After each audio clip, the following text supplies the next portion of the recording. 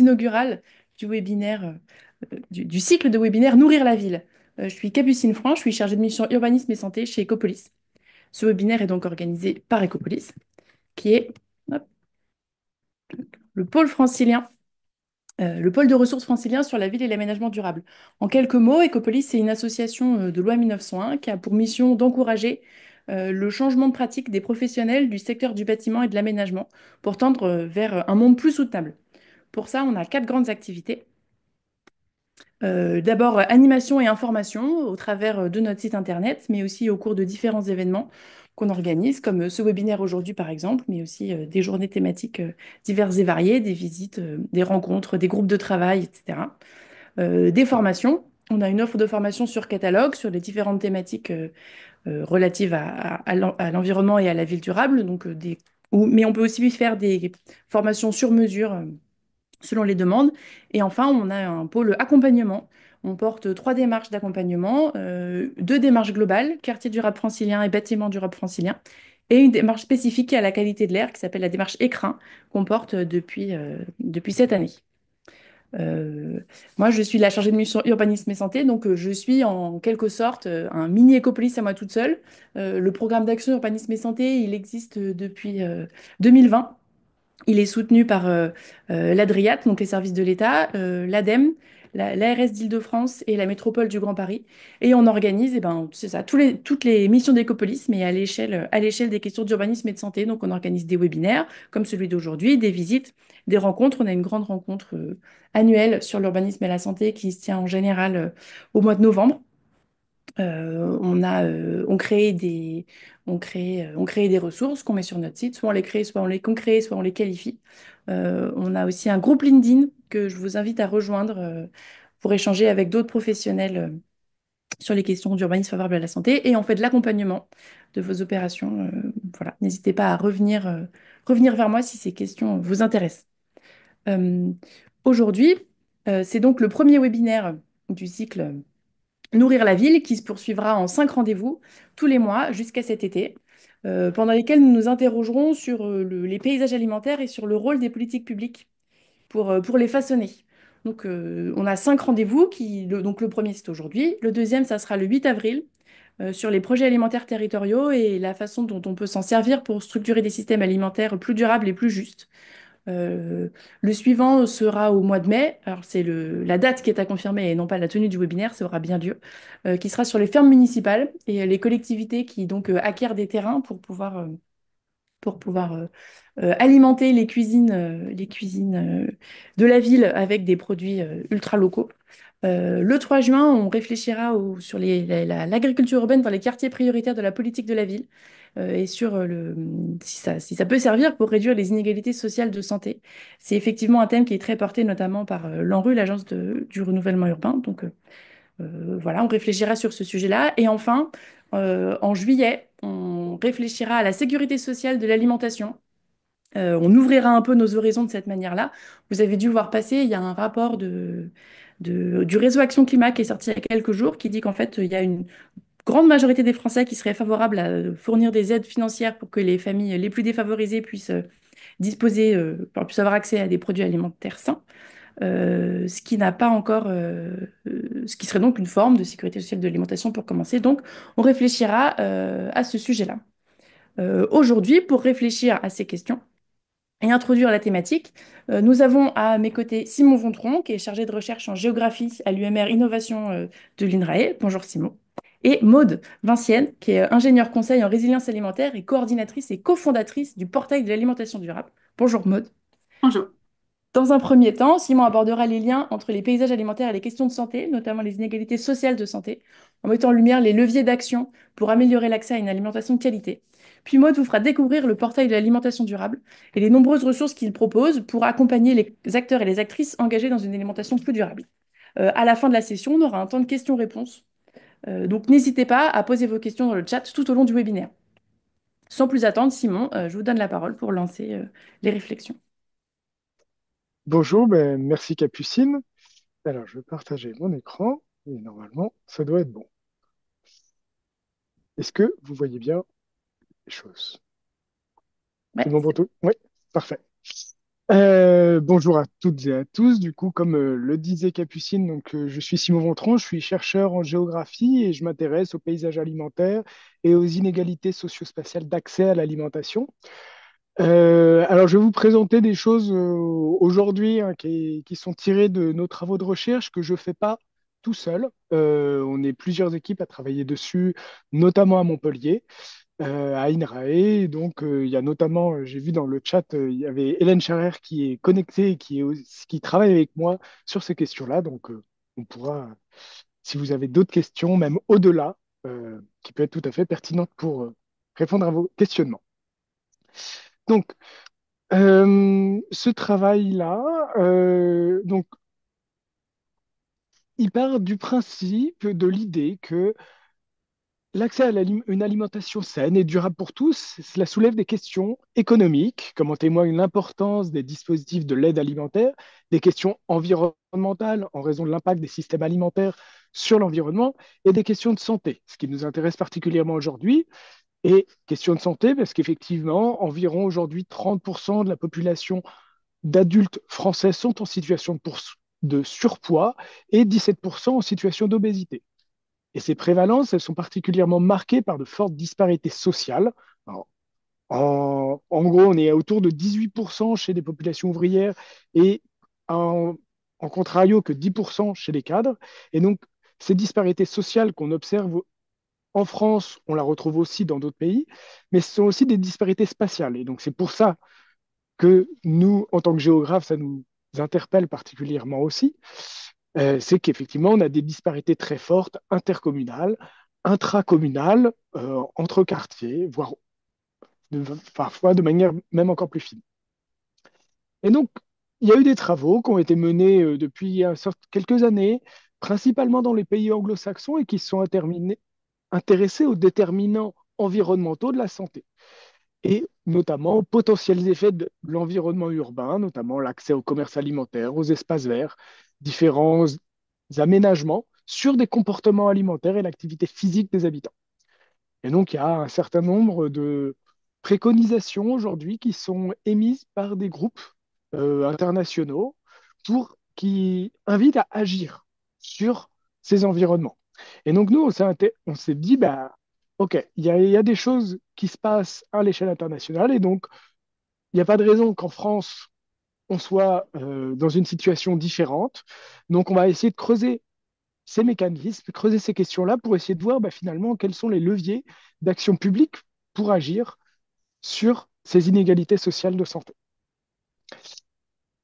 Alors, je vais passer très rapidement là-dessus. Je n'ai pas l'intention de faire un cadrage théorique, etc. Mais c'est juste pour que vous compreniez bien de quoi je parle et qu'on parle bien des mêmes choses.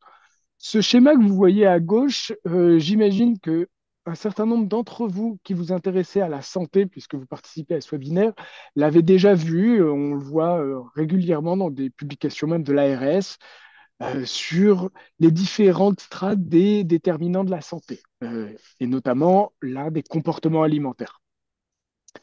Nous, ce qui nous intéresse, c'est pas effectivement les facteurs individuels. Bon, il y a beaucoup de travaux là-dessus. Euh, mais ça va être effectivement cet environnement, que j'appelais environnement physique. Donc, ça va être l'offre commerciale, l'offre ou non commerciale, hein, l'offre alimentaire disponible sur un territoire, la qualité des aliments vendus, à quel prix, etc. Donc, c'est évidemment toute offre. Là, je vous ai mis principalement des exemples de modes de distribution commerciale, mais effectivement, il y a aussi la distribution de l'aide alimentaire. Donc voilà, tout cela, c'est ce que j'appellerais dans ma présentation les environnements alimentaires. C'est quelque chose de très objectif, très physique qu'on peut observer sur un territoire.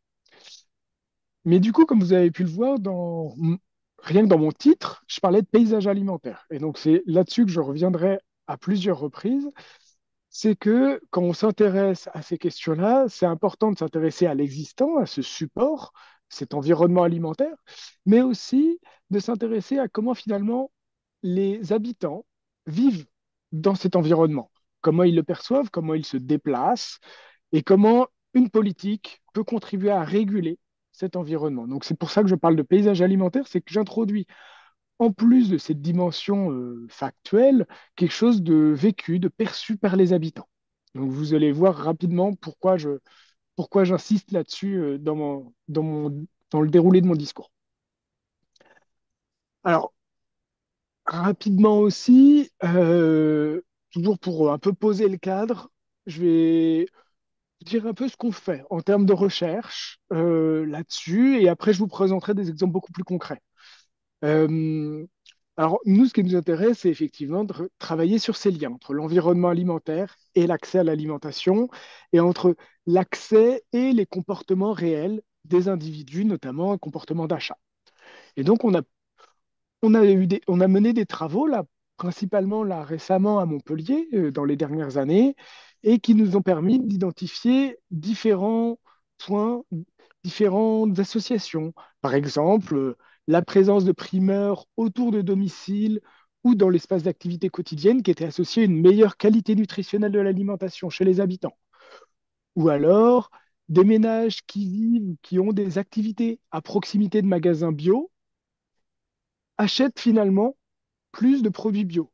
Alors, on compare toujours à caractéristiques sociodémographiques équivalentes, évidemment. Donc voilà, donc on a pas mal de projets en cours qu'on a menés depuis là, peut-être une dizaine d'années et qui sont en cours, mais tous ces projets-là, ils ont eu lieu que sur des associations, donc à un instant T. C'est des travaux qu'on a menés à un instant T, donc on a besoin aujourd'hui, on n'est pas capable de dire qu'est-ce qui a un effet exactement et qu'est-ce qui va changer. Est-ce qu'on va introduire un nouveau commerce dans un quartier, quel effet on va exactement obtenir? Ça, aujourd'hui, on n'est pas capable de le dire. Et donc, c'est pour ça qu'on essaye de développer des nouveaux travaux. Donc, c'est ce que j'appelle des travaux longitudinaux. Donc, c'est vraiment, on intègre cette dimension temporelle. Et on a un objectif, c'est ce que je vous disais au tout début, c'est on s'intéresse à l'action publique et donc finalement à identifier des leviers. On ne souhaite pas juste, alors on souhaite produire de la connaissance en tant que chercheur, mais pas uniquement. Et donc on a différents travaux qui ont cet objectif-là et donc des nouveaux projets qui commencent ou qui sont déjà commencés. Donc il y a Urba Santé à Paris, Porte de la Chapelle, qui est coordonné par Hélène Charrer, et un projet qui va débuter bientôt à Montpellier, ou qui débute, sur les mobilités et les infrastructures de transport en commun et leurs effets sur les inégalités d'accès à l'alimentation. Et donc voilà, donc c'est là-dessus, c'est l'objectif de notre travail de recherche. Donc maintenant, ce que je vais essayer de faire, c'est de vous parler alors, je vais revenir en arrière rapidement, c'est finalement, on a des actions publiques hein, qui peuvent être envisagées donc à partir de ce double travail sur environnement alimentaire et vécu, comme je vous le disais. Et donc, c'est de ça dont je vais vous parler, évidemment, à partir d'exemples, principalement montpelliérains et parisiens, parce que ce sont les terrains sur lesquels on travaille principalement actuellement. Je vais parler un peu en trois temps. Un premier temps sur un peu très factuel, comme je vous disais, sur cartographier l'offre, caractériser ces environnements alimentaires. Un deuxième sur finalement comprendre les pratiques des habitants. Et finalement, bah, qu'est-ce qu'on peut faire derrière? Je vais essayer d'esquisser quelques pistes, même si, comme je vous disais, on n'a pas tous les éléments encore aujourd'hui. Donc là, par exemple, c'est un travail qu'on a conduit à Montpellier et qui montre, donc là, ce que vous pouvez voir en bleu, ce sont des espaces qui sont habités, mais qui sont éloignés de commerces vendant des fruits et légumes. Et donc, plus c'est foncé sur cette carte, plus la densité de population, en l'occurrence de population pauvre, est élevée. Et donc, ce qu'on a pu observer, par exemple à Montpellier, c'est effectivement les quartiers prioritaires de la politique de la ville de Montpellier ne sont pas des quartiers qui sont dépourvus de commerces alimentaires vendant des fruits et légumes. Ce qu'on en voit régulièrement dans les médias ou des différents travaux, ce qui parle de désert alimentaire. Donc, on s'est dit, tiens, ça c'est un premier point intéressant. Par contre, il y a d'autres quartiers qui sont hors QPV et qui sont euh, sur lesquels cette question-là de l'accès aux fruits et légumes se pose particulièrement. Et donc, bah, l'entrée QPV est intéressante, mais finalement, elle n'est peut-être pas suffisante pour travailler sur cette question-là. Alors évidemment, vous allez me dire, les individus, ils bougent. Ils ne restent pas cantonnés à leur quartier, ils sont mobiles, ils se déplacent pour aller dans leurs différentes activités. Et donc, c'est ça qu'on a essayé de faire en essayant de caractériser à partir d'une enquête qu'on a fait à Montpellier. On a enquêté un grand nombre de ménages pour essayer d'identifier et de tenir compte de leur espace d'activité, là où ils allaient régulièrement, donc faire leurs cours, enfin, pour aller au travail, pour aller faire du sport, pour déposer leurs enfants à l'école, etc. Et donc, si je reviens sur mon exemple des quartiers prioritaires de la politique de la ville, finalement, quand on tient compte de leur espace de vie quotidienne, ce que j'appelle leur espace d'activité, finalement, ça nuance fortement les résultats que je vous ai, les éléments que je vous ai dit juste avant. Est-ce que les habitants des quartiers prioritaires de politique de la ville s'avèrent avoir un espace d'activité nettement plus restreint des, des habitants des autres quartiers de Montpellier, ce qui peut les faire apparaître comme finalement presque captifs de leur quartier. Et ils sont alors exposés dans leur vie quotidienne à un plus faible nombre de commerces alimentaires, d'établissements de restauration, ainsi qu'une plus faible diversité de commerces que les habitants des autres quartiers. Et les commerces alimentaires auxquels ils sont exposés sont proportionnellement moins nombreux à vendre des fruits et légumes. Et à l'inverse, les établissements de restauration auxquels ils sont exposés sont nettement plus souvent des fast-foods. Donc finalement, en intégrant la question de la mobilité, on se rend compte qu'il y a un intérêt à avoir une intervention peut-être localisée sur certains de ces quartiers, notamment les QPV, pour agir sur la question de l'accès à une alimentation qui serait saine, qui serait durable. Alors, pour autant, l'installation d'une épicerie, ça ne veut pas dire que installer une épicerie dans un quartier va se traduire nécessairement par une fréquentation de cette épicerie. Et donc, c'est ça vers laquelle je vais aller par la suite, en parlant des pratiques réelles des habitants.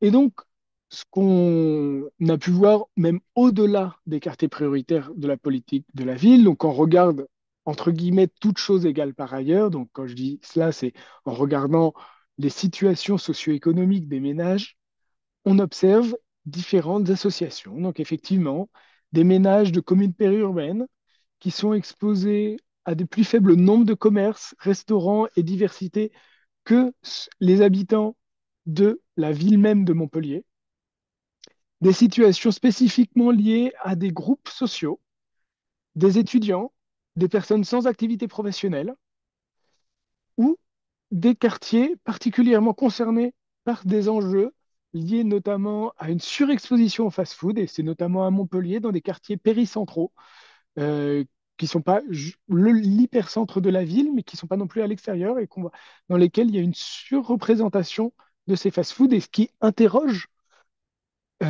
finalement sur l'exposition et donc les, les choix que peuvent faire les individus s'ils souhaitent s'alimenter de manière saine.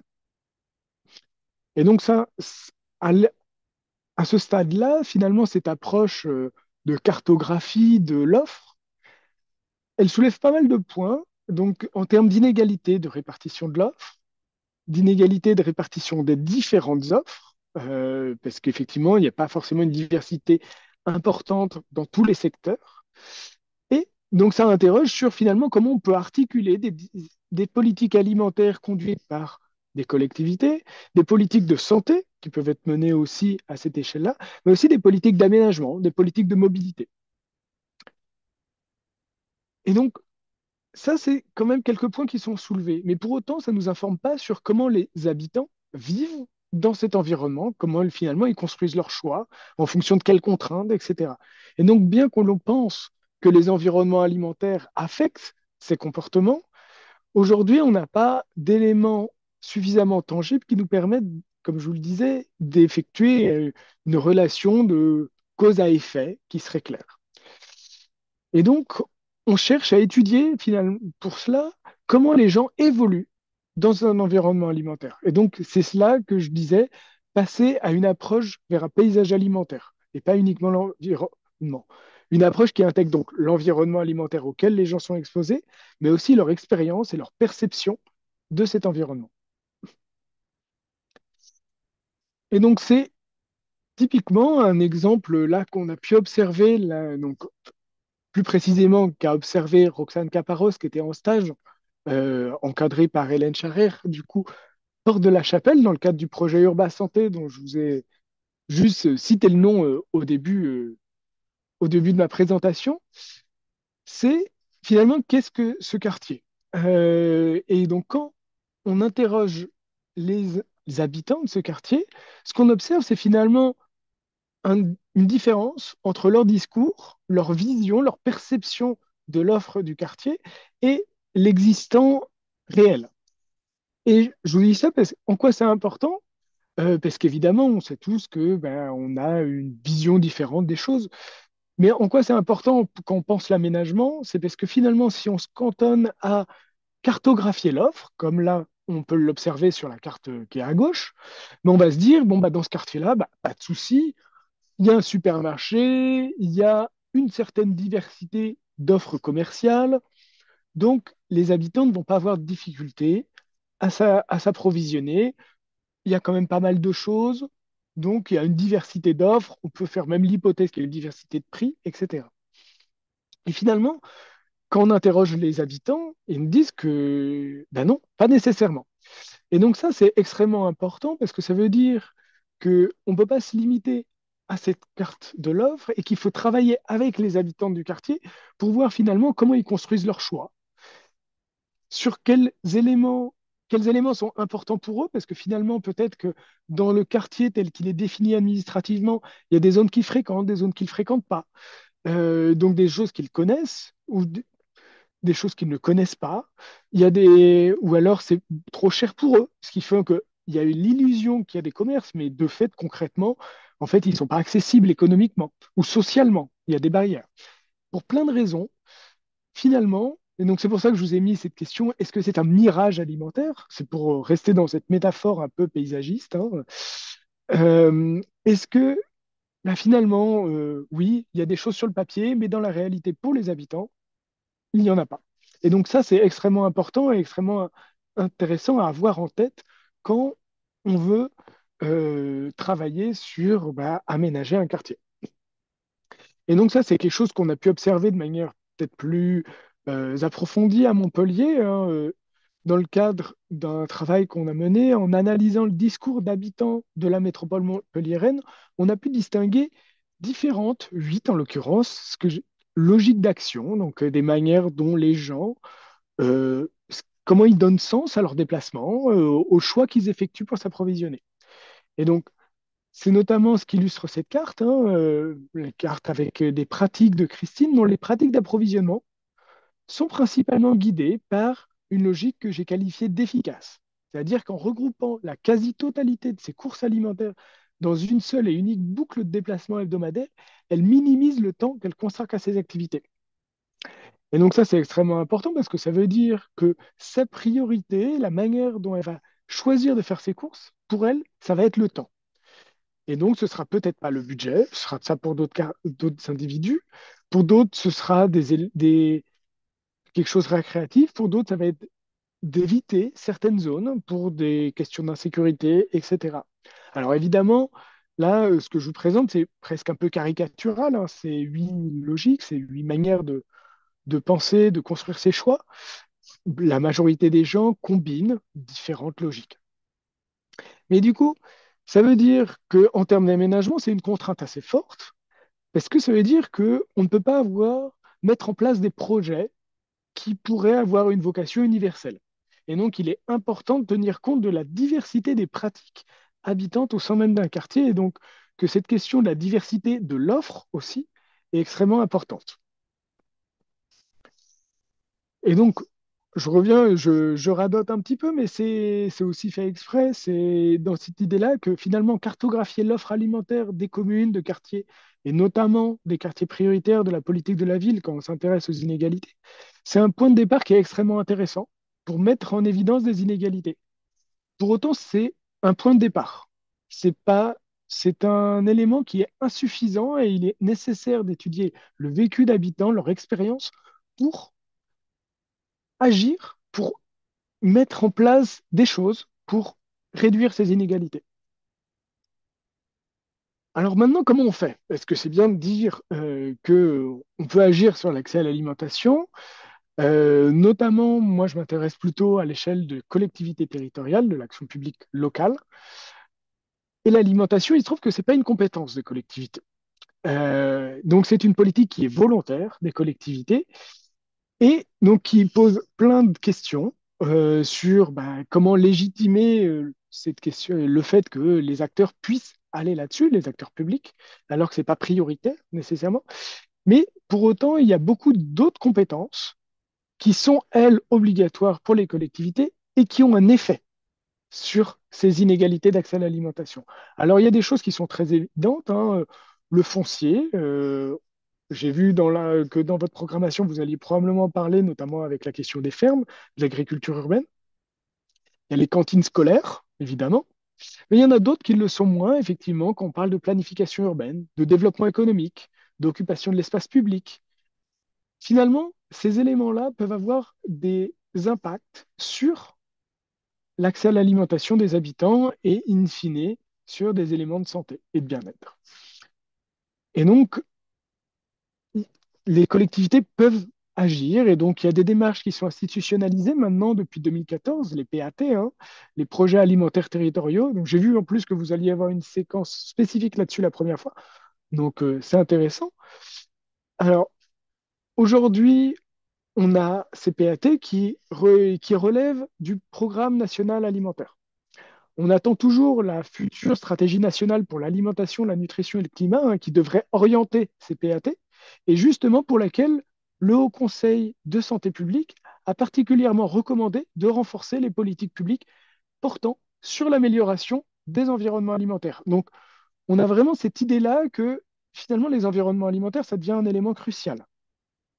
Et en attendant, effectivement, on a ce programme alimentaire programme national pour l'alimentation, hein, qui cadre ces PAT et dans lequel il n'y a pas d'objectif de santé, mais il y a un objectif social qui est très fort et qui est un objectif de réduction des inégalités alimentaires et donc dans lequel peuvent vraiment s'inscrire cette démarche-là de santé, santé sociale et d'inégalité. Donc voilà, c'est un peu ce que je disais, donc pas d'axe spécifiquement alimentaire, hors éducation au goût. Des coopérations entre les PAT et les contrats locaux de santé qui se développent, mais qui sont encore très loin d'être systématiques aujourd'hui. Un dialogue qui est aussi compliqué entre les PAT et les acteurs de l'action sociale aujourd'hui. Et une rare intégration de la question de l'urbanisme et de l'aménagement, et donc c'est ça aussi qui peut nous intéresser aujourd'hui, dans ces questions-là. Et finalement, il y a deux principaux champs d'action sur lesquels peuvent agir les collectivités pour améliorer l'accessibilité physique à l'alimentation, notamment en termes d'aménagement. C'est agir sur les environnements à travers l'emplacement des commerces, la diversité des commerces, les prix des produits, et agir sur la mobilité des habitants à travers notamment les réseaux de transport en commun, les réseaux cyclables, etc. Et donc, croiser ces deux approches, c'est quelque chose de très intéressant. Et donc, on peut agir au-delà des éléments qui sont incitatifs, qui sont importants, hein, comme la publicité, et d'ailleurs, ça vient d'être fait en Grande-Bretagne, mais on peut agir sur des éléments physiques et les collectivités ont des marges de manœuvre concernant ces points-là. Je vois que le temps file, donc je vais finir rapidement sur un exemple, quelques exemples d'actions qui sont menées à Montpellier par la métropole, justement, pour agir sur ces paysages alimentaires. Et donc, cette diversité, je vous ai mis juste quelques exemples, mais pour vous montrer des choses possibles, finalement. Alors, il y a des points qui sont, on va dire, en cours, des réflexions, donc c'est le travail des analyses juridiques, c'est finalement l'appréhension commerciale. Est-ce que une collectivité peut utiliser cet outil pour réduire des inégalités d'accès à l'alimentation en préemptant des commerces et facilitant l'implantation de certains types de commerces. Ça peut être des épiceries, ça peut être, peu importe en fait, ou dans quelle mesure elle peut réguler les fast-foods, comment elle peut réguler la publicité locale, elle peut structurer des filières en les accompagnant, Elle peut accompagner à l'installation à travers des études de marché, en finançant des études de marché, en mettant à disposition des locaux, en implantant des marchés, en communiquant sur les initiatives qui sont portées par les acteurs privés et associatifs de son territoire, ou en prenant directement part à des initiatives, et notamment c'est le cas d'expérimentation de sécurité sociale de l'alimentation, pour lequel on a une expérimentation qui est assez avancée à Montpellier. Mais j'ai vu que vous allez aussi avoir une séquence spécifique dessus, donc je ne vais pas développer plus. Et donc, je vais conclure là-dessus, sur le fait que cartographier l'environnement alimentaire, c'est un point de départ intéressant quand on veut travailler sur les inégalités sociales de santé liées à l'alimentation, mais que c'est insuffisant, qu'il est nécessaire d'avoir une analyse du vécu des habitants du quartier, tout en ayant une attention forte sur les modalités de participation. Je ne suis pas allé dessus aujourd'hui, mais c'est quand même quelque chose qu'il faut toujours avoir en tête sur c'est qui participe à ces dispositifs lorsque on souhaite travailler avec les personnes habitant le quartier. Et donc finalement, l'accès à l'alimentation, c'est une thématique qui est transversale, sur lesquelles les acteurs des différentes politiques, politiques de la ville, là j'ai mis spécifiquement, mais finalement l'ensemble des acteurs des politiques publiques ont toute leur place et peuvent agir dessus. Donc voilà, je vais m'arrêter là, parce que j'ai déjà dépassé le temps qui m'était alloué. Je vous ai mis quelques ressources si vous souhaitez lire, aller plus loin, et donc dans le PowerPoint qui vous sera diffusé, si j'ai bien compris. Et donc, je vous remercie pour votre attention et reste à votre disposition pour si vous avez des questions. Parfait. Merci beaucoup Simon, c'était très intéressant, très éclairant. C'est vraiment nickel pour lancer notre webinaire. Tu as lancé plein de pistes différentes dont on va saisir tout du long, donc c'est nickel. On prendra les questions à la fin de notre webinaire. Je vais laisser Maud se lancer, mais n'hésitez pas à les poser dans le chat quand même, si vous avez peur de les oublier. Maud, à ton tour. Ok, je partage mon écran. Vous me dites si vous le voyez. Oui, moi c'est bon. Peut-être Simon, tu peux arrêter de partager le tien, comme ça on est sûr que tout le monde va suivre Maud.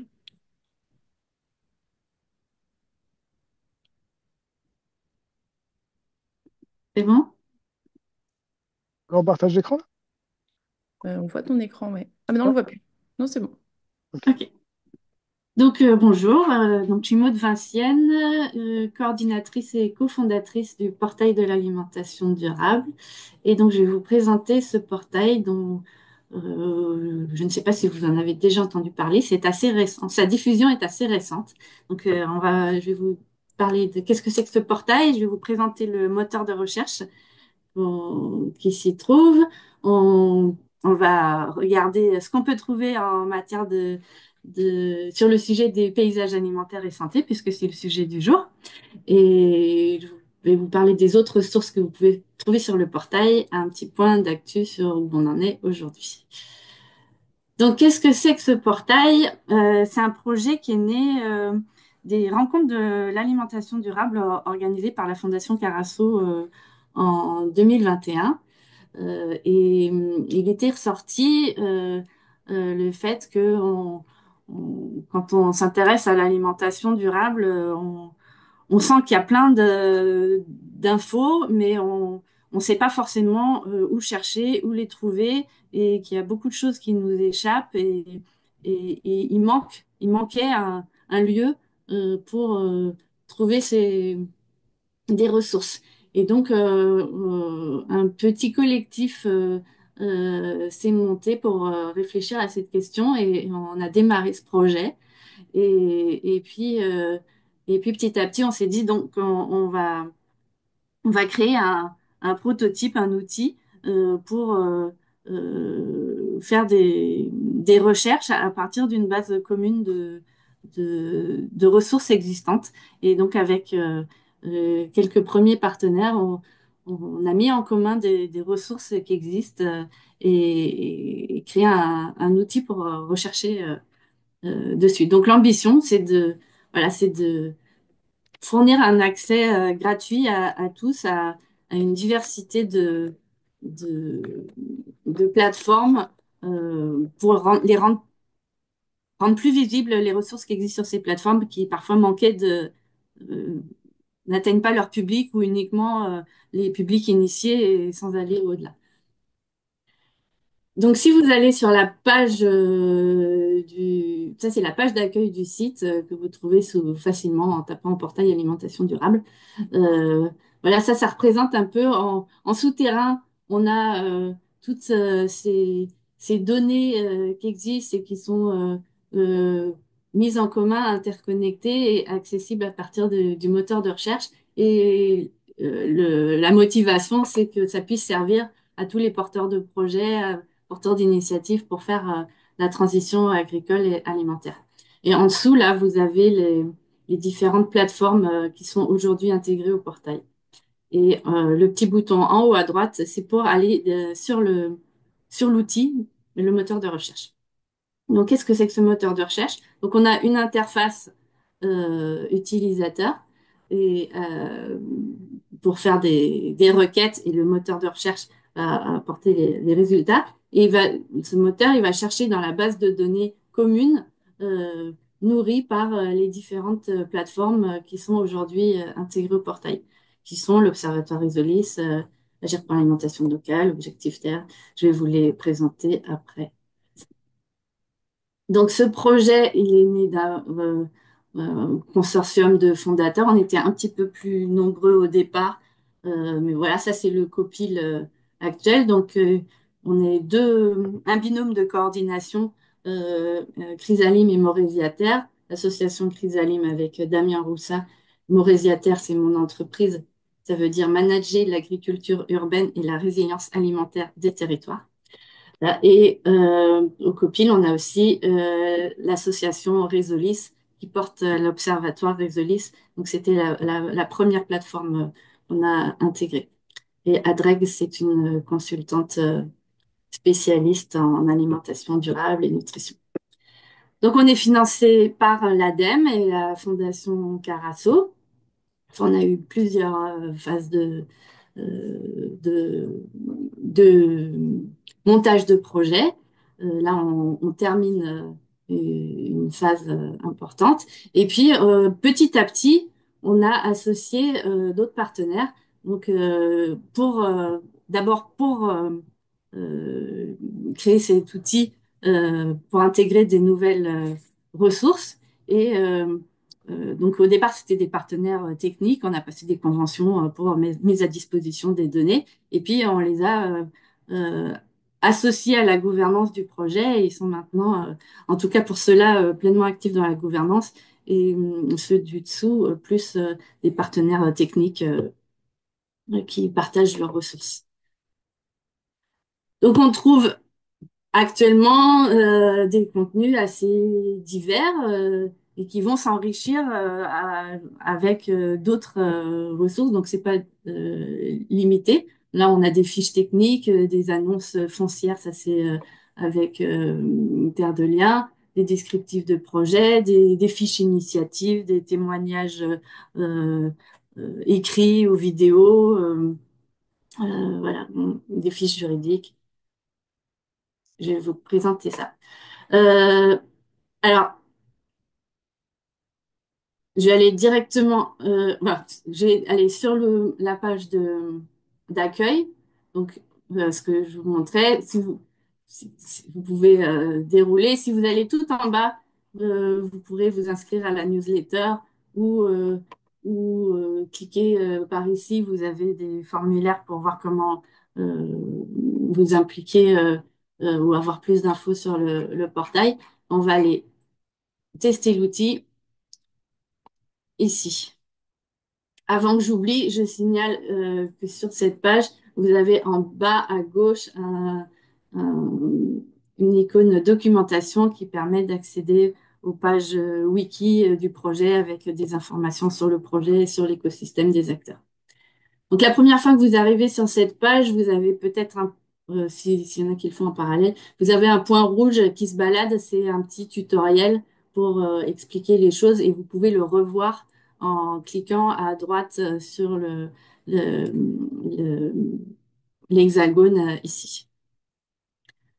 Donc, ça se présente c'est un peu comme Google, c'est intuitif. On a une barre de recherche dans laquelle vous pouvez taper. Et puis, sur ce côté droit, vous avez les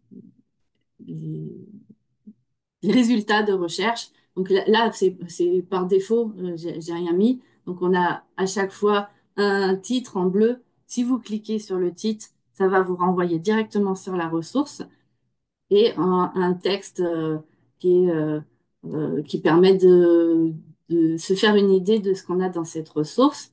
En dessous, on a l'indication de la plateforme euh, d'où est issue cette ressource. Donc là, c'est une ressource de l'Observatoire Résolis. On a une indication du département si cette indication apparaît dans la ressource et la thématique euh, dans laquelle est référencée cette ressource dans la plateforme en question. Donc là, c'est une thématique circuit alimentaire court et de proximité. C'est-à-dire que dans l'Observatoire Resdolis, ils ont fait une catégorie circuit alimentaire court et de proximité. Sur le côté gauche, vous avez des filtres qui permettent d'affiner la recherche. Et donc, vous avez ces thématiques et on retrouve la thématique, la circuit alimentaire court et de proximité. Si je clique dessus, j'aurai toutes les fiches qui relèvent de cette thématique.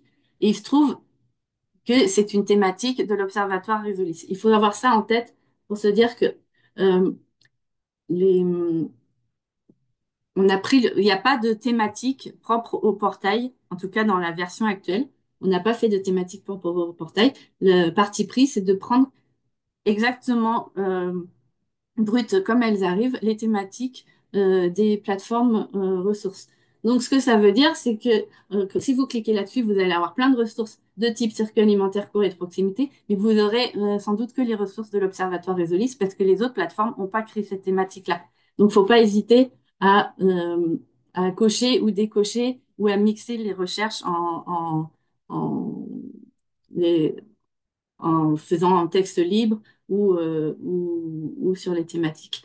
Vous avez aussi toute une série de mots-clés euh, qu'on peut dérouler ou pas, qui sont des mots-clés qui apparaissent également qui sont remontés des ressources d'origine. Vous pouvez filtrer par département. Alors, à chaque fois, les petits chiffres à droite, ce que ça veut dire, c'est le nombre de fiches correspondantes à ces ressources. Et elles sont classées avec en premier les fiches les plus nombreuses. Donc, c'est pareil au niveau des départements et ça peut gêner un petit peu la façon de les trouver. Vous pouvez cocher plus facilement le département que vous voulez en allant sur le côté gauche, en cliquant sur Explorer. Là, vous avez une carte et vous pouvez choisir le département que vous souhaitez et ça vous renvoie sur la page du moteur avec le département coché. Voilà. Alors, testons. Alors, en haut, je peux réinitialiser les filtres. Je supprime tous les filtres. Je vais taper paysage alimentaire parce que c'est le thème du jour. L'outil me trouve 125 résultats. Et donc, qu'est-ce qu'il fait? En fait, il va chercher tous les mots paysage et alimentaire et me ressortir en premier des choses qui lui paraissent plus pertinentes, en particulier si ces deux mots sont associés et en particulier dans le titre. Donc là, on voit qu'il me propose une fiche qui s'appelle Cartographie des paysages alimentaires. C'est une, une fiche de l'Observatoire Résolis dans l'Hérault sur la thématique démocratie alimentaire. Et si je clique dessus, ça m'envoie sur la ressource. Donc, je ne suis plus dans le portail là. Je suis bien, on le voit dans le titre, je suis sur l'Observatoire Résolis. Et donc, c'est une fiche qui a été réalisée par l'Observatoire et qui se trouve être portée sur le projet de Simon Vontron, qui traite des cartographies des paysages alimentaires. Donc, ça montre l'intérêt de l'observateur isoliste qui valorise les ressources qui lui restent pertinentes sur différents sujets avec un gros travail de comité de lecture et de préparation. Et je suppose que Simon a été interviewé pour réaliser cette fiche. Il pourra nous le confirmer ou pas. Euh, voilà, donc ça si je reviens là. Alors, il y a beaucoup de résultats, mais je peux décider de mettre des guillemets là pour avoir uniquement les résultats où les deux mots sont associés. Et là, je trouve trois résultats. Donc, on a aussi par exemple, le réseau Marguerite qui est signalé avec une thèse en cours de rédaction concernant les paysages alimentaires. C'est une fiche de Food Ideas,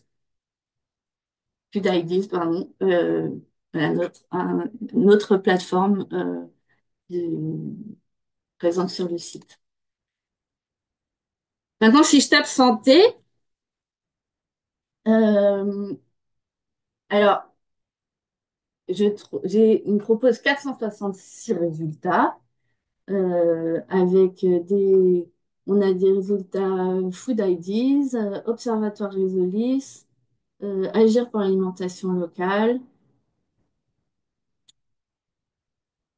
Et donc, si je vais, et j'aurais pu aussi aller directement sur la thématique euh, nutrition et santé. Il y a une thématique nutrition et santé. Et si je clique nutrition et santé, eh ben, je vois que je n'ai plus que des ressources qui viennent de la plateforme Agir pour l'alimentation locale. C'est ce que je vous disais tout à l'heure. C'est pour ça que c'est bien de mixer. Et là, si je clique dessus, euh, je le montre parce que vous risquez d'être un peu surpris. Vous allez tomber sur ça, présentation de la boîte juridique. Mais qu'est-ce que c'est que cette histoire? En fait, c'est parce que la plateforme Agir pour l'alimentation locale, elle a été très récemment fermée. Euh, elle était gérée par Terres en Ville et CNRS. Et elle a été, enfin, il y avait des fiches expérience et des fiches juridiques. Et les fiches juridiques ont été transférées à la plateforme, au portail FrancePat. Et d'où cette page qui renvoie, qui présente la, la boîte juridique du portail FrancePat. Et en fait, dans ce cas-là, je vous conseille d'aller en bas, cliquer sur voir les fiches juridiques et rechercher à partir de cet endroit-là. Et là, si on retape santé, on a plus de 13 fiches, il y a le champ d'action, on peut mettre ça. Et on va retomber sur, sur les fiches qui ont été identifiées sur le portail précédemment. Donc là, par exemple, comment favoriser l'accès à une alimentation locale et saine. Donc on a une fiche sur les aspects juridiques sur ça. Voilà, je voulais signaler ça. Je voulais le signaler notamment parce qu'il y a, euh, vu le public d'aujourd'hui, il y a, j'ai vu voilà, il y a une rubrique urbanisme et aménagement. Et en fait, c'est une rubrique d'agir pour l'alimentation locale. Et à chaque fois, vous allez tomber sur cette page de renvoi. Revenons à, donc, bah, voilà, j'avais noté quelques ressources. Alors oui, j'étais frustrée parce que ce qu'on peut voir quand on tape paysage alimentaire, en fait, il y a peu de ressources qui remontent avec l'association de ces deux mots. Ça veut dire qu'en fait, la notion, elle est peut-être pas encore, en tout cas pour les, les plateformes qui sont actuellement intégrées, c'est une notion qui a le vocable est pas encore passé au point qu'on les retrouve dans les fiches. Par contre, ces dernières années, j'avais connaissance notamment de Alta qui a fait un gros travail de recensement et de parler de tout ce qui est environnement alimentaire. Il y a des ressources importantes qui existent que je peux vous conseiller d'aller consulter sur le site d'Alta avec des ateliers qui ont été menés et pas mal de ressources tamponnées environnement alimentaire. Et ces ressources-là ont vocation à intégrer le portail un jour ou l'autre. Donc, je vous invite à consulter ça. Donc, qu'est-ce qu'on trouve sur le portail? Donc, je vous ai parlé de l'Observatoire Risolis. C'est une association qui s'est donnée pour objectif de repérer des initiatives, de les caractériser, de les étudier, de les mettre en valeur à travers des, des fiches comme vous avez vu. Ils ont 4 pôles, dont un pôle santé et un pôle alimentation responsable et durable. Les fiches qui sont intégrées au portail, ce sont celles concernant le pôle alimentation responsable et durable. Et là, si on a trouvé des éléments sur la santé, c'est parce que ça se croise, évidemment. Donc, sur ce pôle alimentation responsable et durable, ils ont 13 thématiques et c'est animé par la Fédération des parcs naturels régionaux, qui est du coup partenaire du portail également. Donc, ils produisent ce type de fiches très fournies avec des indications sur l'impact, les retours d'expérience, etc. On a aussi le Centre de ressources sur les projets alimentaires territoriaux en région Centre-Val de Loire, qui est, là j'ai mis des exemples qu'on y trouve, mais si on va directement sur le site, on voit c'est très riche. Vous avez des rubriques autour des pâtes avec tout un tas de rubriques, diagnostic, gouvernance, outils, financement, sur les ressources des pâtes, sur l'accessibilité alimentaire, foncier agricole, gaspillage, restauration collective, une boîte à outils et des initiatives. Donc, tout n'est pas mis sur le portail. On a mis un certain nombre de choses, d'initiatives sur le portail, mais surtout, il y a les fiches des PAT du projet en Centre-Val de Loire et des fiches acteurs. Voilà. Un exemple de fiche acteur. Donc là, en fait, on voit que c'est une fiche avec un PDF associé. En fait, on ne peut pas intégrer directement les PDF au portail. On peut pas. L'outil actuel ne permet pas de chercher à l'intérieur des PDF. Par contre, si il y a une fiche une fiche web qui introduit le PDF, qui donne des mots-clés, là, le portail va pouvoir chercher sur cette fiche et renvoyer sur la page. On a la plateforme Osae, Oser l'agroécologie, qui a été créée par Solagro, qui fournit de nombreuses ressources sur les pratiques agroécologiques, avec des témoignages d'agriculteurs, des synthèses techniques et des fiches de ce type-là. Donc là, par exemple, c'est un couple d'agriculteurs qui présente tout. euh, euh, c'est technique, il y a des vidéos, il y a des tas de choses. C'est très, très riche. On a le partenaire Let's Food qui a mené, ça a commencé par un projet Let's Food Cities et puis il y a eu d'autres projets à la suite et qui a nourri au fil du temps une grosse base de ressources sur les initiatives en matière d'alimentation durable et qu'il partage à travers sa plateforme Food IDs qu'on a intégrée au portail avec des entrées thématiques issues des problématiques qui ressortent dans le pacte de Milan. Des fiches avec des fiches initiatives qui ressemblent à ça. Et voilà la plateforme Agir pour l'alimentation locale, donc celle dont je vous parlais qui n'aimait plus, euh, mais euh, qui présentait les résultats de divers projets de recherche et qui fournit des, des fiches juridiques et des fiches d'expérience sur 12 champs d'action. Donc les fiches d'expérience, pour l'instant, ne sont plus accessibles. Par contre, les fiches juridiques apparaissent dans le portail FrancePat, ce que je vous montrais tout à l'heure. Donc, aujourd'hui, le portail, on a une base de ressources déjà intégrées. Donc, j'ai mis Agir pour l'alimentation locale entre parenthèses. Je ne vous ai pas montré le détail d'Objectif Terre parce que je pense que c'est pas euh, le, ce qui vous intéresse par rapport au public d'aujourd'hui, mais c'est des annonces foncières et des annonces de recherche de terres agricoles, des annonces foncières de terres agricoles, hein, c'est rural. Euh, En projet, on a déjà toutes ces ressources-là qu'on souhaiterait intégrer, mais il y a plein. L'objectif, c'est de diversifier et d'avoir de, d'autres nombreuses ressources, toujours avec un objectif d'être très qualitatif.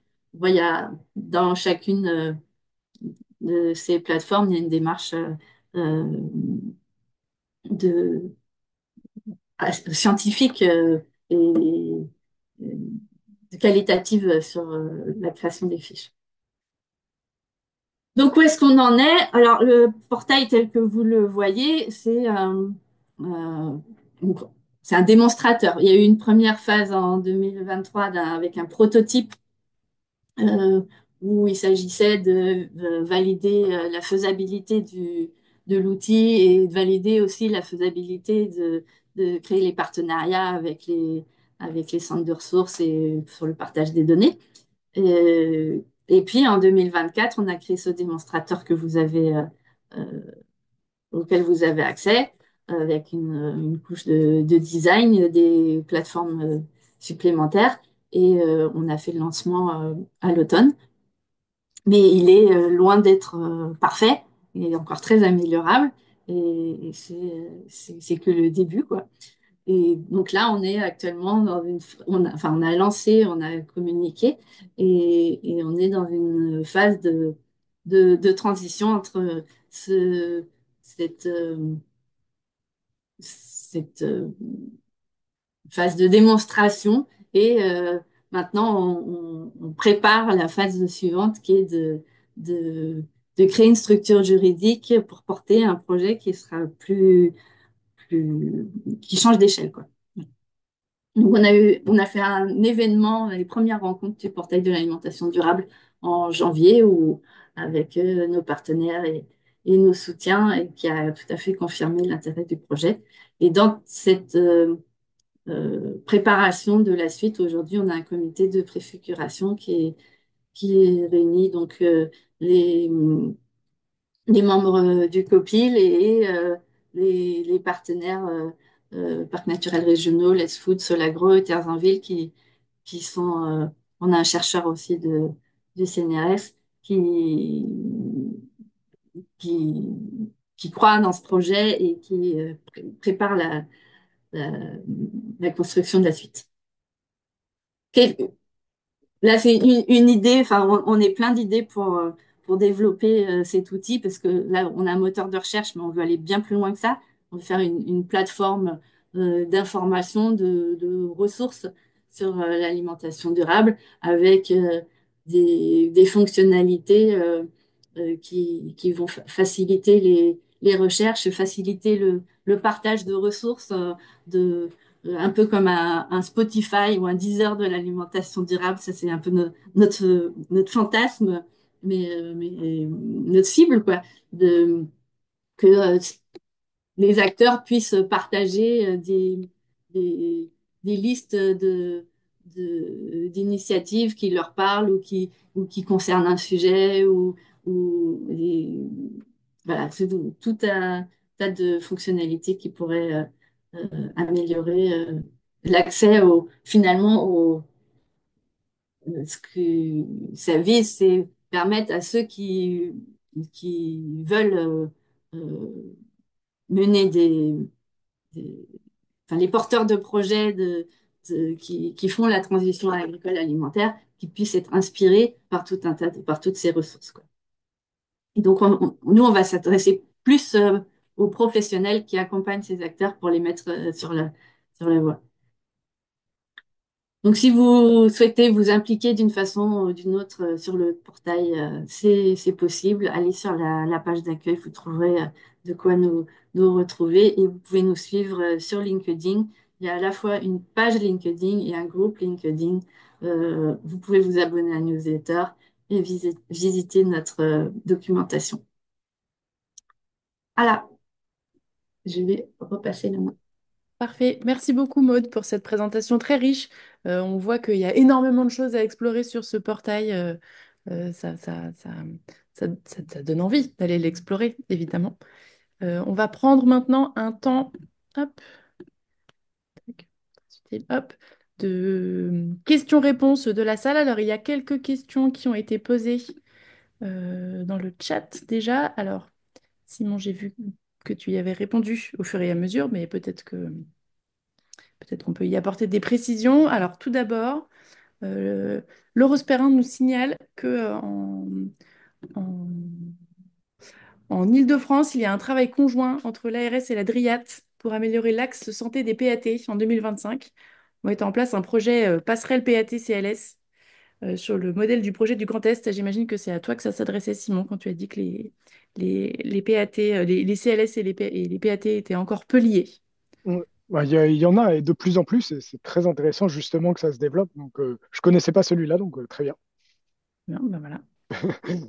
Tout le monde apprend des choses aujourd'hui, c'est formidable. Complètement. Euh, ensuite, Monique Bappel posait une question sur le programme Céréalina à Bordeaux, auquel tu as répondu. Est-ce que tu veux dire deux mots de plus ou est-ce que c'est ta réponse dans le chat?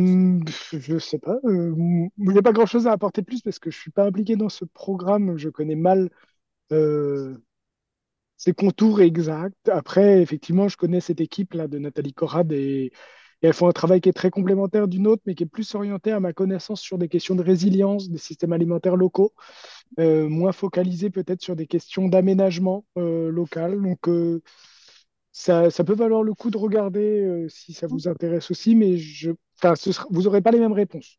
Mais c'est très complémentaire plutôt. D'accord. Résilience dans le sens climatique, par exemple? Ouais, alors ça va être par exemple comment on pense l'approvisionnement d'une ville lorsqu'il y a un choc. D'accord. Voilà, le Covid, rupture des approvisionnements liés à des grèves, à des problèmes géopolitiques. Ok. Oui, à Paris, il y a des expériences. Il y avait eu il y a quelques années une expérience sur une crue de la Seine, la fameuse crue centenale qui n'est jamais venue. Et qu'est-ce qui se passerait? Il me semble que pour l'alimentation, on n'était vraiment pas. On n'avait que quelques jours, quoi. Sinon, c'était ça. Ouais. Oui, bah, c'est le cas des grandes villes, effectivement, en général. L'autonomie est très très faible hein, Ouais. en, Bon, en cas de... Franprix alimente Paris avec des péniches maintenant, donc ils pourront peut-être porter les péniches plus loin pour pouvoir emmener ça. Mais bon. Ok, ouais, effectivement, ça a l'air intéressant. Merci beaucoup pour de nous avoir signalé l'existence de ce travail. Vincent Baudot de Icode Médiation Santé demande, ça je pense que cette question s'adresse à toi, Maude, s'il existe un lien entre ce portail et l'Agence nouvelle des solidarités actives et le projet Alimactive sur la précarité alimentaire. Non, on n'est pas en lien sur ce projet. Très bien.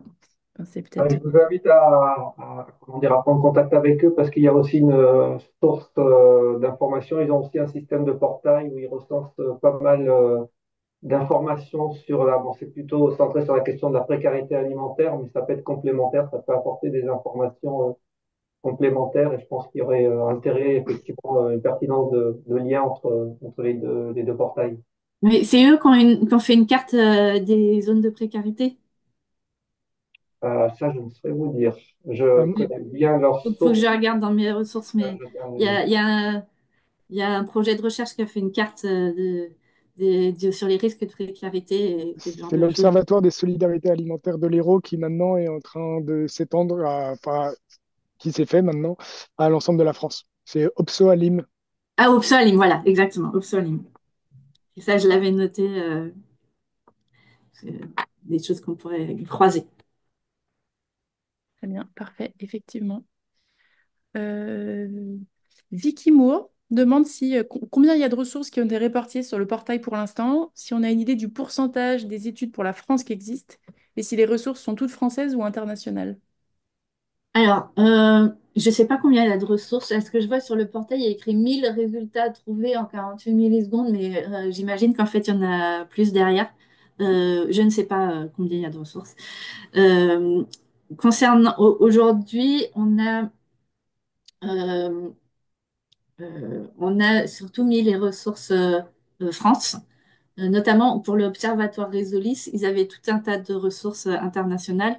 Euh, et comme par défaut, la, la- la- la page, euh, la page par défaut, c'est quand on fait pas de recherche, enfin, je ne sais pas comment arrivent les résultats par défaut, mais il arrivait des premiers résultats euh, à l'international qui n'étaient pas forcément les plus pertinents pour comprendre le portail. Et on s'est dit, enfin, l'observateur de Zolis disait que ces ressources-là, elles étaient un petit peu datées. Donc, dans un premier temps, on a choisi de les sortir, mais ça n'a pas vocation à rester sorti. Pour l'instant, la recherche géographique, c'est uniquement sur les départements français. Mais bien sûr que plus tard, il y aura une rubrique internationale, et notamment euh, pour les fiches de Let's Food, il y a beaucoup de fiches internationales, et du coup, elles sont peut-être pas associées, ou en tout cas, elles sont pas, enfin, on peut pas les trouver par le filtre géographique.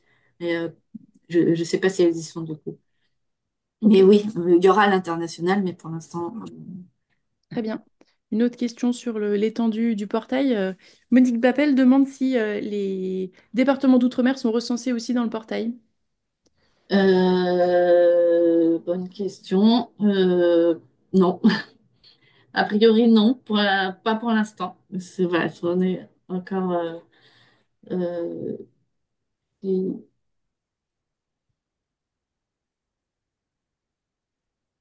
non. Pas encore pour l'instant, très bien. Que de pistes qui s'ouvrent pour continuer d'améliorer. Voilà, les points d'amélioration. Alors surtout, si vous voyez des, des choses à améliorer, et ça ne manquera pas, n'hésitez pas à nous signaler vos attentes, parce que nous aussi, ça nous permet de hiérarchiser les priorités dans les améliorations à faire. Alors, ne vous attendez pas à des améliorations à très court terme. Là, on est dans une phase de transition, et voilà, ça sera plus à partir de la fin d'année qu'on pourra reprendre les développements techniques. Mais très bien, très bien, très bien. On va voir quelques améliorations techniques mais limitées, mais à court terme. Très bien, mais ce qui compte, c'est de continuer d'évoluer. Voilà, il n'y a pas de... et rien n'est urgent de toute façon. Séverine Ponce de la métropole MNCA se demande s'il y a des bureaux d'études spécifiques ou des organismes particuliers pour réaliser les diagnostics alimentaires. Alors, Monsieur Baudot signalait que son bureau d'études fait ça, et Simon disait qu'il n'y en avait pas tant que ça. Pour l'instant,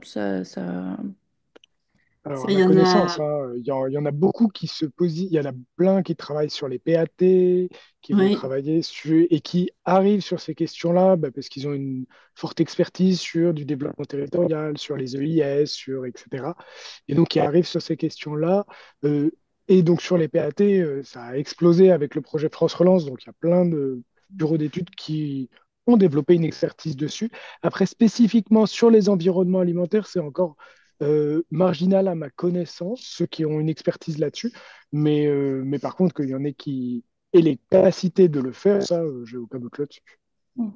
oui, ça va être un peu comme moi, ma spécialité, c'est les EIS, justement, les évaluations d'impact sur la santé. Et au début, il n'y en avait pas, et maintenant, il y en a plusieurs, des petits qui se montent spécialisés sur ces sujets-là. J'imagine que sur les questions alimentaires, ça va être C'est ça. similaire, des choses. Je confirme, Teddy, pour compléter, c'est effectivement la démarche qu'on a eue, hein. On a travaillé essentiellement sur les questions d'urbanisme et santé. On est rentré sur ces sujets-là par l'urbanisme favorable à la santé, par les EIS.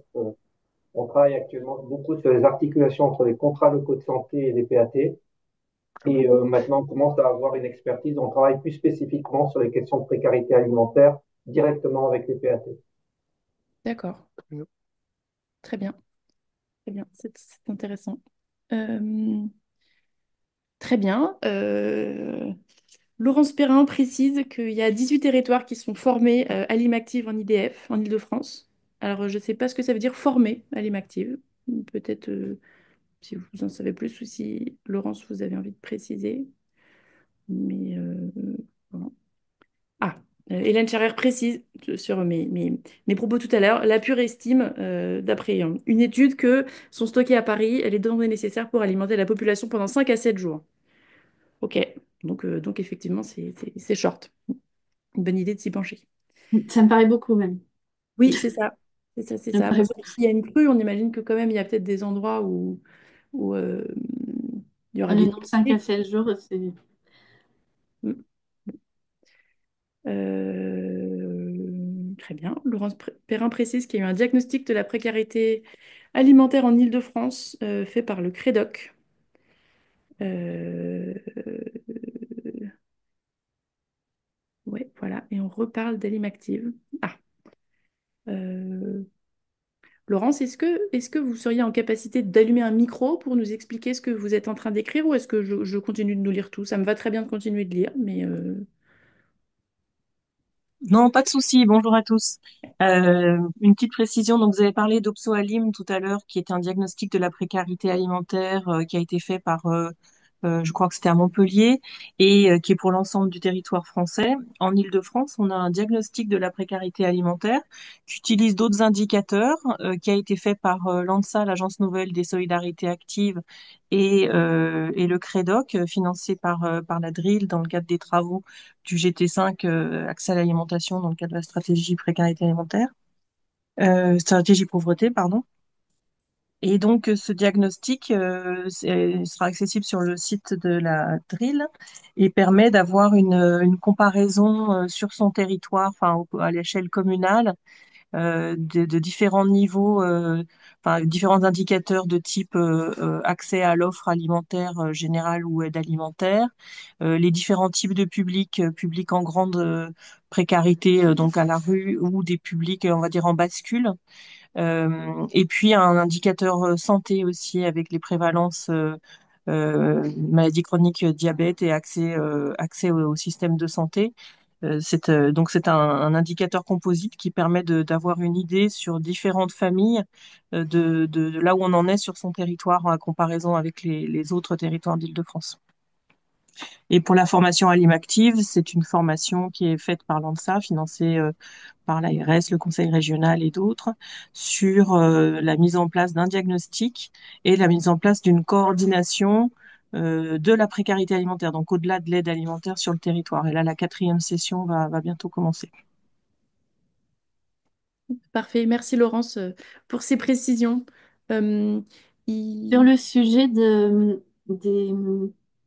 la distance à un point de distribution alimentaire, il y a le travail des greniers d'abondance avec l'outil Cratère, je ne sais pas si vous connaissez, qui fournit différents éléments de diagnostic de résilience alimentaire d'un territoire, dont la, l'accessibilité en proximité de commerce. Je peux mettre le lien dans le chat. Oui, parfait. Merci Maud. Euh, Sophie Barral demande, je pense que cette question s'adresse à Oui. Simon, concernant les 8 logiques d'approvisionnement alimentaire. Est-ce que certaines logiques peuvent être associées à certains profils sociaux du territoire? Alors malheureusement, ce serait beaucoup trop facile. On aimerait bien que ça nous arrangerait de pouvoir déduire les logiques d'approvisionnement à partir des caractéristiques sociodémographiques des habitants. Malheureusement, non, ça ne marche pas. Alors, les seules choses, évidemment, c'est qu'on a des individus des ménages qui ont des logiques budgétaires plus fortes, effectivement, chez des ménages à faible revenu. Pour autant, elle est très rarement exclusive. Et pour les autres logiques, on n'a pas de récurrence du tout, euh, que ce soit pour des questions relationnelles. Ce que j'entends par relationnel, c'est le fait d'aller dans tel magasin parce qu'on commence à connaître les personnes, qu'on les apprécie ou qu'on a l'habitude, du coup, on a une relation qui se tisse. Ça marche aussi bien avec le producteur du coin que l'hypermarché Leclerc où on va depuis 20 ans, où on connaît les caissières. C'est vraiment quelque chose que nous, on a observé dans les entretiens et du coup qu'on retrouve dans toutes les strates socio-économiques. Ça marche en fait les questions temporelles aussi. Euh, des... Donc, on a peut-être chez certains groupes, on va dire, des logiques qui sont peut-être un peu plus prédominantes, comme je le disais, ben voilà, la question budgétaire, peut-être plus forte chez des ménages à faible revenu, euh, ou la question du temps, qu'on va peut-être retrouver plus souvent chez des familles monoparentales actives.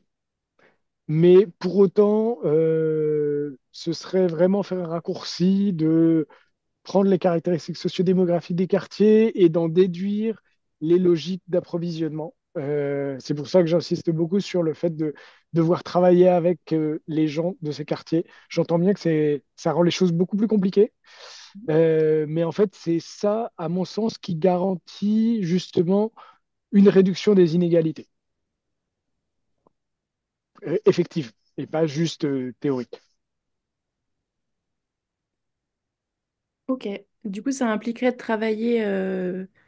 Enfin, comment, si du coup c'est très dépendant des individus, de quelle manière on pourrait agir Bah, ça veut dire que pour travailler à l'échelle de certains quartiers, ça veut dire que quand, pour mettre en place un projet, il y a besoin de se mettre en relation avec les associations du quartier, avec les commerçants du quartier, qui connaissent finalement leur clientèle, qui connaissent les habitants, avec les maisons pour tous, et avec une diversité d'acteurs et pas uniquement un en se disant qu'il est représentatif de tout le monde. Typiquement, on voit ça dans certains actes avec les associations, alors ça dépend des villes, mais ça s'appelle différemment, mais en gros les associations de quartier qui sont très rarement représentatives de la population habitant le quartier, qui en général représentent qu'une certaine partie de la population, et du coup quand on s'intéresse aux inégalités, ben, finalement on passe à côté justement de ces populations, donc faut aller, pour les trouver, faut intégrer les structures qui bossent déjà avec ces populations qui sont peut-être plus marginalisées. Mais ça rend les choses tout de suite beaucoup plus chronophages, hein. certes, on imagine bien. Et ben justement, alors, Laurence nous a partagé euh, Ah les oui. derniers travaux de Nicole Darmon sur les inégalités face à l'alimentation. Euh, Nicole Darmon qui est une sorte de ponte hein, quand même de l'alimentation en France. Euh, et, et Hélène sur les publications de l'injuste prix de notre alimentation, effectivement, sur la question des inégalités, effectivement. Moi, j'avais une question. Simon, tu as abrégé un peu ta présentation sur la question du droit de préemption et des possibilités pour les collectivités d'agir de cette façon-là. Moi, il y a longtemps, bon, j'ai fait mon mémoire sur l'alimentation dans les quartiers prioritaires de la politique de la ville et j'avais rencontré une collectivité qui m'avait expliqué que en fait, c'était extrêmement lent de fonctionner de cette manière-là. Est-ce que ça veut dire qu'il y a des collectivités, enfin à Montpellier, on a développé des techniques, comment dire, un outil spécifique pour faire ça plus facilement? Absolument pas. À Montpellier, c'est plutôt que la question s'est posée de est-ce que ça valait le coup d'utiliser cet outil, comment c'était possible juridiquement, et est-ce que ça valait le coup de, justement, parce qu'il y a un coût d'entrée quand même qui est important, il y a des temporalités qui sont très longues pour utiliser ces outils. Et donc l'an dernier, il se trouve qu'on a co-encadré ben, avec Hélène et quelqu'un de la métropole justement une stagiaire pour travailler là-dessus. Et donc, en gros, ce que ces travaux montrent, ce que son travail nous a montré, c'est en faisant des entretiens avec des chargés de mission qui travaillaient là-dessus dans plein de villes en France, c'était à la fois une très très rare utilisation pour des questions alimentaires, parce qu'effectivement, l'outil à la base, il n'est pas fait pour ça, hein, il est pensé pour du développement économique. Mais pour autant, un intérêt à définir des périmètres, donc des périmètres de... Parce que ce droit de préemption, pour qu'il puisse être utilisé par une collectivité, il faut qu'elle ait déjà défini un périmètre spécifique sur son territoire dans lequel elle peut l'utiliser. Elle ne peut pas l'utiliser intégralement sur sa commune. Euh, Théoriquement. En pratique, il y a des communes qui développent des périmètres qui sont tellement grands que ça couvre beaucoup de choses et il ne reste plus grand-chose en dehors. Enfin, en tout cas, plus beaucoup de zones où il y a pas, où il y a des commerces. Il n'y a pas de commerce plutôt. Et donc, en fait, ce que son travail montrait de manière très intéressante, c'était que ça pouvait avoir un intérêt pour donner du pouvoir de négociation aux collectivités. Non pas qu'elles l'utilisaient réellement, ce pouvoir de préemption, déjà parce que certaines avaient défini des périmètres et avaient le pouvoir de préemption, mais en fait n'avaient pas alloué de budget pour préempter derrière, donc de fait, elles n'allaient pas préempter grand-chose. Mais par contre, que ça donnait une capacité du pouvoir pour la négociation, pour dire attention, si ça ne va pas un peu dans le sens qui correspond à notre politique publique pour réduire des inégalités ou autre, on a cette possibilité-là de bloquer cette vente. Et nous, du coup, on rachète et on retrouvera un nouvel acquéreur du fonds de commerce. Donc, il y a plus ce rôle-là et aussi une action de veille. Est-ce que très peu de collectivités sont en mesure de dire ce qu'il y a comme commerce sur leur territoire? Alors, à Paris, enfin, il y a la Pure, mais c'est un peu la seule à faire un recensement exhaustif du commerce. Mais dans le reste de la France, il y en a peu. Il y a quelques observatoires locaux du commerce, il y a quelques agences d'urba qui font des études ponctuelles, mais avoir une veille constante de l'offre commerciale et qui pourrait aller plus loin sur aussi ce qui est vendu par les commerces, ça, aujourd'hui, on n'en est pas là. Et donc, avoir cet outil-là, ça permet, en ayant défini ces périmètres, d'être informé au quotidien euh, du changement d'offres lié au marché, lié aux ventes. Et donc, ça permet aux collectivités de faire leur veille. Donc, il y en avait beaucoup qui l'utilisaient pour ça. Et donc, c'est aussi intéressant dans cet objectif-là. Pas forcément pour faire de la préemption, mais pour avoir des outils de suivi.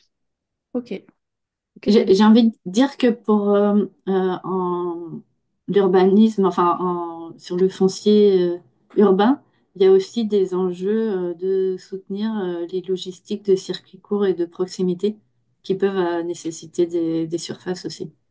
Mm. Oui, effectivement, effectivement, ça me fait. Il faudra qu'on lance une deuxième série de webinaires où on réfléchira à la planification sur l'alimentation. Ouais, ça serait intéressant. Merci beaucoup pour vos réponses. Euh, Laurence précise qu'il y a, justement, j'allais t'inviter à en parler. Merci beaucoup, Laurence. Il y a une autre série de webinaires en cours sur les précarités alimentaires et les expériences en Île-de-France, qui est donc tout à fait complémentaire de notre cycle à nous. Il est dans le chat et on l'a recensé aussi sur Ecopolis. Euh, Monique Bappel nous signale que la SAFER, ça permet effectivement de repérer les biens sans maître, mais que c'est pas sûr que le foncier présente une qualité agricole pour une alimentation saine pertinente, et qu'à Borno et Biganos, où elle travaillait précédemment, cet outil de préhension existe, mais il l'utilise pas pour les commerces. D'accord, Alors, parce que principalement, les collectivités utilisent surtout du droit de préemption urbain et rarement du droit de préemption commercial qui est beaucoup plus compliqué à manipuler juridiquement. d'accord. Et certaines utilisent le droit de préemption urbain même à vocation commerciale. Ça a été fait pour le coup à Montpellier en rachetant des bâtiments sous couvert de lutte contre l'insalubrité urbaine, de préservation du patrimoine. Mais finalement, en rachetant les bâtiments entiers, il y a les rez-de-chaussée commerciaux. Donc la collectivité prend la main sur des zones commerciales et elle l'a fait à Montpellier en rachetant quasiment toute une rue entière et sur lequel la collectivité, du coup, a eu le choix de qui elle voulait placer derrière. D'accord, d'accord, d'accord. Ah ouais, Ça ça. pose plein de questions derrière après de comment on choisit qui on met. Est-ce que du coup on n'a pas trop de montée en gamme et du coup des phénomènes de gentrification qui vont avec Ouais. et du coup d'exclusion sociale. Donc ça pose plein d'autres questions, mais oui. Et là, ça fait évidemment sur le foncier agricole, c'est son rôle effectivement de faire ça. Ouais. Oui, effectivement, sur mon terrain de mémoire à l'époque, c'était le problème qui avait été observé, c'était de quel commerce on met en place à la place, et puis de la place de, oui, c'est ça, cette place d'une autorité municipale pour décider de ce qu'installer à un endroit. Ouais. C'est intéressant. Eh ben, merci beaucoup. On arrive au bout de ce webinaire. Euh, Avant de vous laisser partir, je vous rappelle qu'il y a hop, la prochaine session qui se tiendra le 8 avril. N'hésitez pas à vous inscrire dès maintenant pour y participer, où on parlera On parlera des projets alimentaires territoriaux, donc qu'on a déjà introduit un peu aujourd'hui. Merci beaucoup pour votre écoute attentive. Merci beaucoup, euh, Maud et Simon, pour vos présentations très intéressantes et les réponses aux questions qu'on s'est posées derrière. C'est un super moyen de lancer ce cycle qui commence. Merci aussi à Camille et Thomas de Ecopolis qui ont travaillé dans l'ombre à ce que les choses se passent correctement. Et sur ce, c'est parfait. On parle d'alimentation et c'est l'heure d'aller déjeuner. Donc, je vous souhaite à tous et toutes une bonne journée et puis bon appétit. Merci beaucoup, Bonne bonne journée. Merci beaucoup, à bientôt.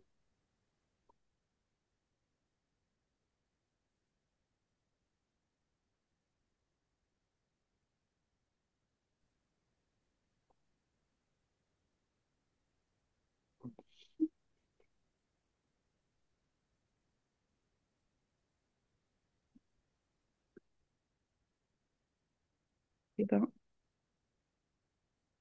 on va doucement.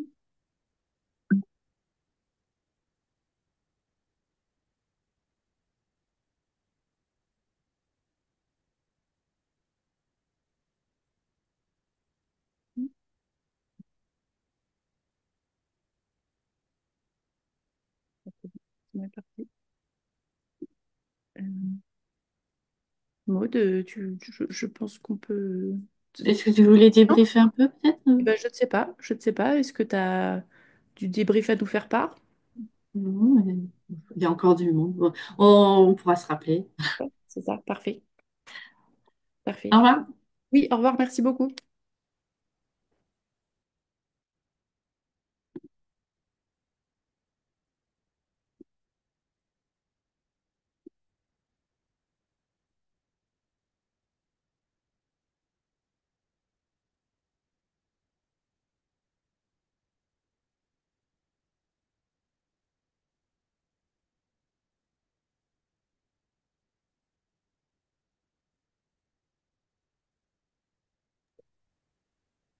Eh bien, il reste que nous.